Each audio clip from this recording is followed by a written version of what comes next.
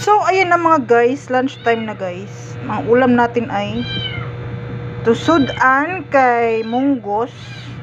Kay Friday man karon, so munggos at tusudan. Kung natin hotdog, dato-dato rataron kay na hotdog. 30 pesos lang ang munggos. Ang subak sa munggos kay sama ni dilis. Tapos atong kanon kay libre ra man ni katong pangayo sa kantin kay libre man mig rice. O da kami na libre rice. Og nakoy hotdog nga naay paak na paakan na. Kipahita po na ako ni dito sa kuan gini ang buntag tindahan. Okay, saba mga iring, syempre na siya share permente. Unahon nato ang mga iring kay aron dis na mangilog-ilog. Isa mo kayo. Oh, tama kayo. Oh.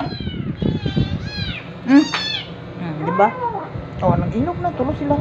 Mahal na mo dira mga guys ha. Huwag mukaon na ta kay.